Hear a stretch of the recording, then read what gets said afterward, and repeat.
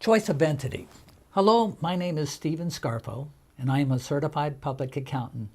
And today I will be talking about the choice of business entity. Before I get too far into this, I want to explain that it is very important for you to contact your local CPA or accountant in making this choice. This information is provided at your own risk.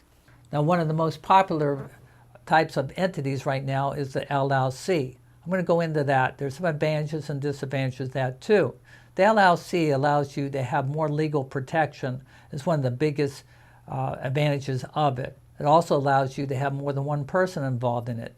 It also allows you to have the choice of how you file your tax return. Even though you are an LLC, you can file as a sole proprietor. You can file as a partnership if there's two or more people involved. You can also file as a corporation, a sub-S corporation or C corporation. Those are your choices. An LLC also allows people disproportionate allocation. You can actually have a contract with an LLC saying that if the business is profitable, the person put in the most money may still not get the most of the profit, which is different than a sub-S corporation. For example, there's two people get together, form an LLC. One came up with a great idea and one has all the money. If there's a profit, the person with the great idea might say, I want to get 70% of the profit and 30% allocated to the investor. On the other hand, if there's a loss, 100% of the loss can go to the investor. So this gives a lot of flexibility in the allocation of profit and loss. And that's where LLCs really stand out. Also, the way they file it. They can file as a sub-S corporation. Then both of the members of the corporation, or all of them, can actually receive their income shown on a K-1 form. And the K-1 form shows the income, but it's passive in nature. As a result, it's not subject to the Social Security and Medicare tax.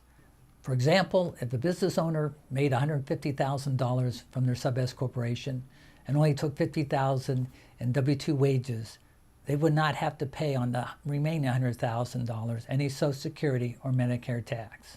Also, the people that are investors don't want to pay the Social Security tax either because they're not participating in the corporation or in the LLC. Because an LLC can choose how it files, we're going to get into some of the other choices. One is to be a subchapter S. One of the advantages of a sub-S corporation is treated pretty much universally throughout the United States, and the rules on it have been established through the court system, so you know pretty much how you're going to be treated. So when it comes to legal liability, if you kept appropriate insurances, you're only limited to your amount of your investment. On the other hand, if you have an LLC, some states interpret it as a variation of a partnership. Originally, Florida and Wyoming were the ones that came up with the idea and the concept of an LLC. And as a result, in those states, the LLC rules are very strong, and people are limited to the amount that they invested in the business. However, some other states, they don't treat the LLCs the same way. They treat them as partnerships, and usually the general partner is suable. So that's one of the drawbacks to LLCs. If you're going to go big time and you had an LLC, what you may want to do is later on change the entity to be a C corporation or a large sub-S corporation.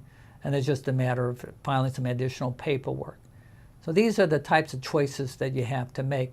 Once again, it's always important to have all the people who want to be partners with you or investors with you to be present when they speak with their accountant or if they're doing the consulting. This way, they get all the facts at one time. If you're not sure about what the accountant or CPA had to say, maybe go out and look for a second opinion. Once again, thank you for listening to this video, and good luck.